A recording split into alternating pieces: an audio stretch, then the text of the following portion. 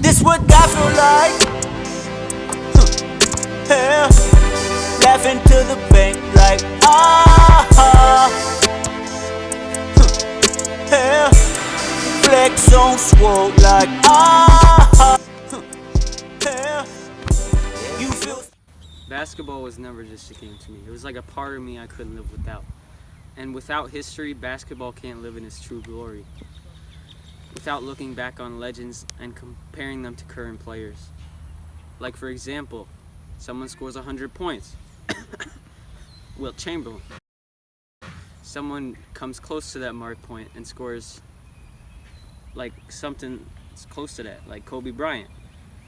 They can't look back and say, who did he surpass? They were the creators. They created the crossover, step back, all those moves. Players now just adopted it. So much of a basketball fan, but basketball is being to become popular now, like the past greats like Allen Iverson. But I never knew that it started off as a small YMCA game with peach basketballs, and now it has evolved into the most cultural phenomenon in America. How was basketball when it first started out? Well, with everything, there's always a set of rules. It started with 10 rules initially, and then it branched out into many different aspects of the game, like shooting, dribbling, etc. The rules were switched due to the biggest players in the game, NBA's big men. Goaltending, with the free throw line, dunking free throws, basically dunking. A lot of dunking. All these were changed due to, Leroy Edwards, Bob Curlin, George McCann, and ultimately Kareem Abdul-Jabbar. When did basketball really explode after it was first created? It exploded when people benefited off of the money that they could hold their families with, and also just their careers when they could be playing basketball for fun and also for their job. I propose that it really exploded after it became an entertainment career, something that people could watch, right? And they could watch it anywhere and in the world, wherever they were, they could see basketball. Then it started to take shape into an actual nationwide sport. Then the first pro league, the NBL, it still had a lot of work because it was an aggressive sport, not only for players but for fans. The NBL formed in 1898. They played in a cage because people often took their frustration out on the players and attacked players mid-game, or even vice versa. Then came the NBA, which was more safer and organized. There were many players in this slow and growing league who had exemplary talents. For example, Dr. J, Julius Erving, you probably know him, Moses Malone, and many others, but it was a slow and profitable league. Well, they played with a red, white, and blue ball.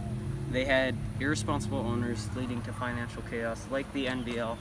They had a three-point line, which brought a lot to the game, but they eventually led to bankruptcy.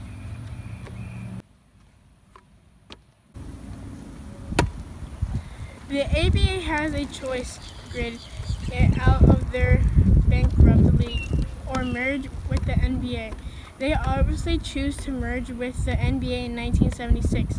From the ABA to the NBA, acquired 4 new teams in the Indian Pacers, Denver Nuggets, San Antonio Spurs, and the New York Nets.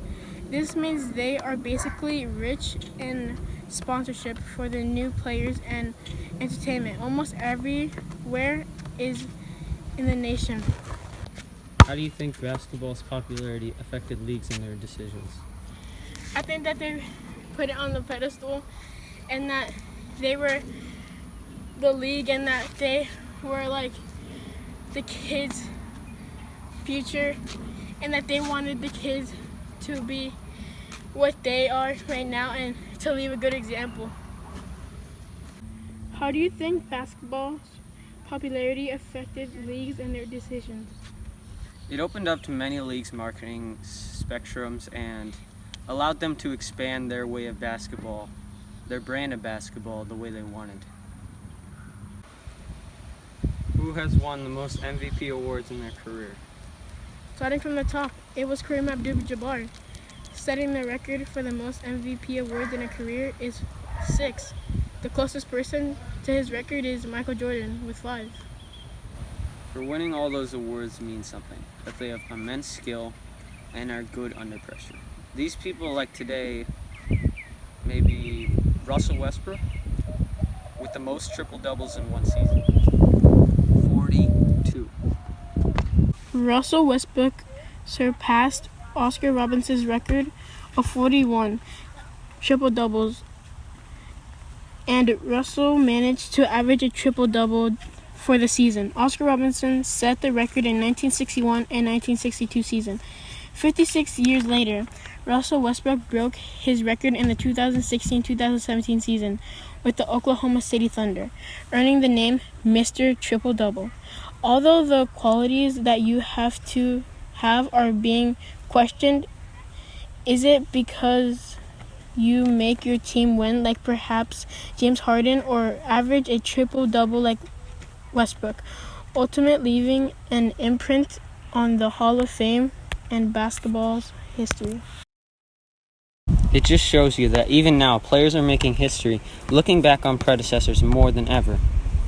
Creating an endless Cycle of basketball history in the making.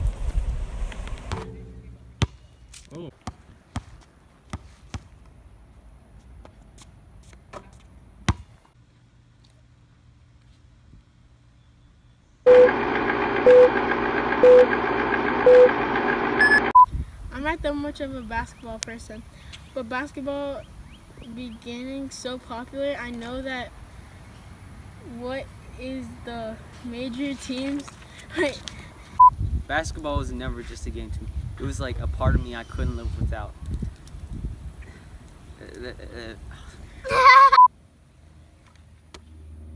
No, you don't take a video of one. What? No, no.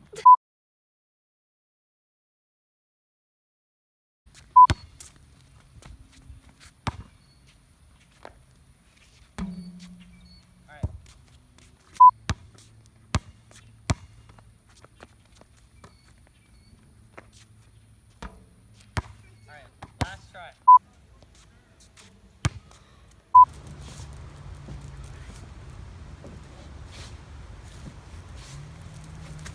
Westbrook, can I take a picture?